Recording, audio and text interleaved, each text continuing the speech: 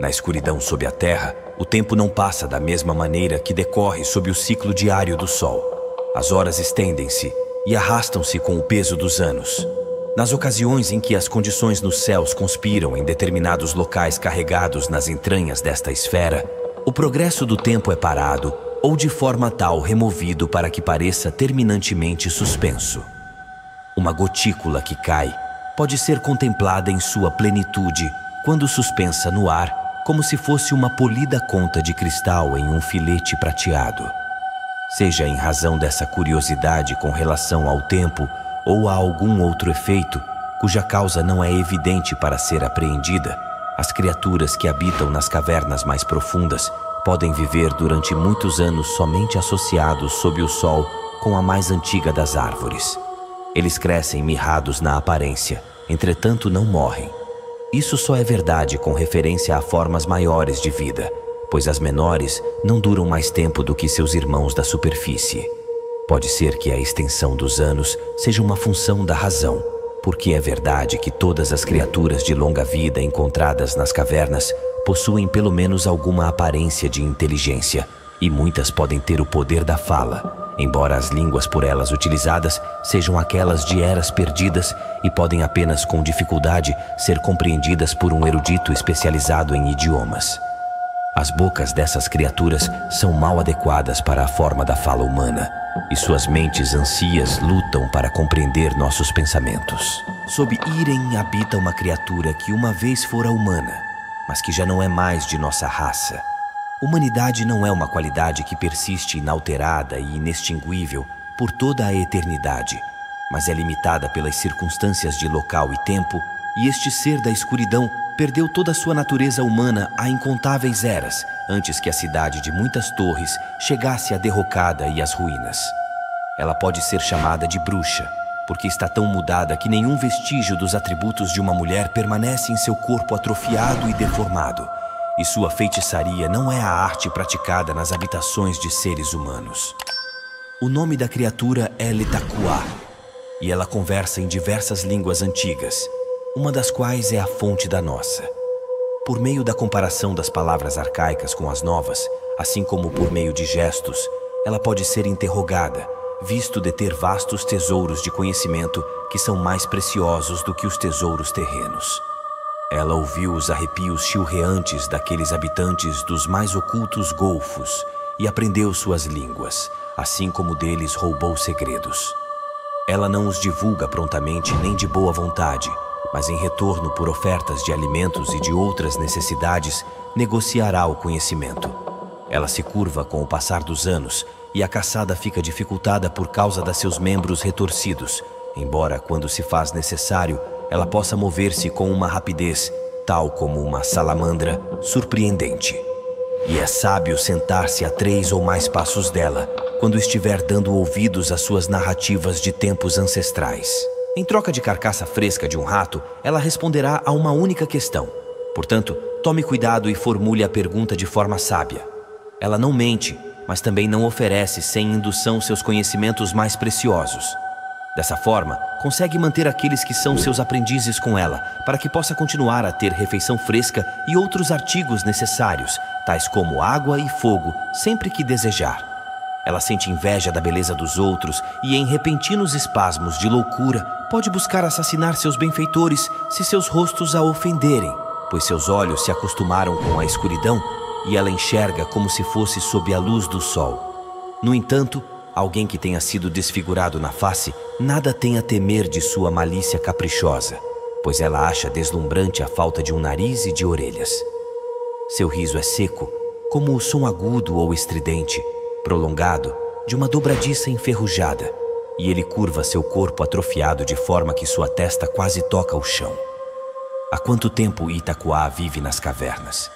Ela não se recorda, nem permanece a lembrança de quem fora filha antes de afastar-se do sol.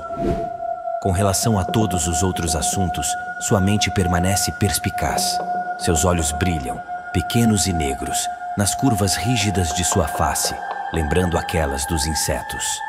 Embora não tenha dentes, suas gengivas tornaram-se endurecidas, permitindo que dilacere pedaços grossos de comida crua e os mastigue.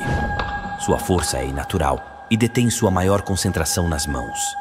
Se por acaso for capaz de travar seus dedos ao redor da garganta de um homem, nenhuma força de pés de cabra nem de golpes fará com que estes se afrouxem até que ela tenha rompido seu pescoço. Ela anda nua, exceto por um manto em farrapos de lã, o qual ela abraça em volta de seus ombros curvados. Você não saberá que pergunta fazer na primeira ocasião, nem mesmo na 10ª. Ainda assim, caso tenha paciência para servi-la, com o passar do tempo, adquirirá conhecimento, e isso pode ser utilizado para fazer o direcionamento de suas perguntas de forma mais precisa. De modo que quanto mais tempo despender com essa bruxa, mais preciosas suas respostas se tornam. O saber dos antigos é de conhecimento dela, assim como os locais em que são adorados, tanto na terra como nos oceanos.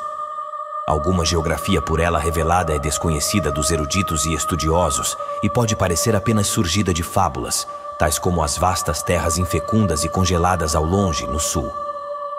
Pois como poderia haver gelo na parte sul do mundo? Ainda assim, tudo dito por ela é verdadeiro e pode ser confirmado por intermédio de um olhar diligente. Questione-a sabiamente e ela lhe contará a respeito dos 7 grandes senhores e de suas origens dentre as estrelas, de sua batalha com os seres ainda mais antigos, conhecidos como as criaturas antigas, que habitavam há muito tempo nossas terras antes que os antigos chegassem e as levassem para o fundo do oceano. Sobre as criaturas fungoides de Yugoth que, em eras passadas, viajaram para cá da esfera de Saturno para extrair os minerais deste mundo. Sobre os dançarinos do tempo que vestiam corpos de sua escolha quando se aventuravam a ir a éons distantes. A respeito dos servos similares a de Dagon, dos temíveis Shoggoths, as mais poderosas de todas as criaturas mencionadas em fábulas como viventes sob a superfície da terra. Quando estiver pronto para se afastar de seus serviços, tenha cautela, com o intuito de ocultar sua intenção, visto que seguramente ela tentará matá-lo. Há por perto de seu local de dormir uma pirâmide de caveiras humanas, sugadas até que ficassem limpas de toda a sua carne, tiradas daqueles que a serviram em tempos passados. Que isso seja um aviso ao versado em busca de sabedoria.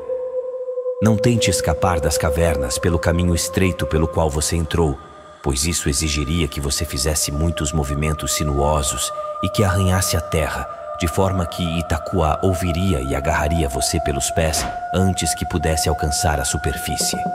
Logo então, com certeza, seria morto por ela, pois seus braços longos são mais fortes do que quaisquer dezenas de homens, além de que seus dedos são similares a torquês de um ferreiro. Há um outro caminho por onde escapar, o qual leva à parte inferior, para os corredores e câmaras abaixo das cavernas. Caso busque com diligência por essa saída, será encontrada. Entretanto, mantenha oculto da bruxa o fato de saber a respeito dessa abertura, para que não suspeite de suas intenções. Espere até que ela esteja roncando em seu sono e saia às escondidas de seu lado para adentrar o portal inferior, que é estreito demais para admitir a entrada dela. Uma vez seguro dentro da abertura, você pode rir da frustração dela e contar-lhe o que realmente pensa a respeito de sua fealdade. Ela jogará ossos em você, no entanto sua mira é fraca. Não se demore demais, pois, se ela começar a entoar as palavras de uma maldição, o que é mais do que provável, você deve estar longe o bastante dela para que, colocando suas mãos para tampar os ouvidos, consiga bloquear o som das palavras finais do canto e, dessa forma, tornar a maldição sem poder.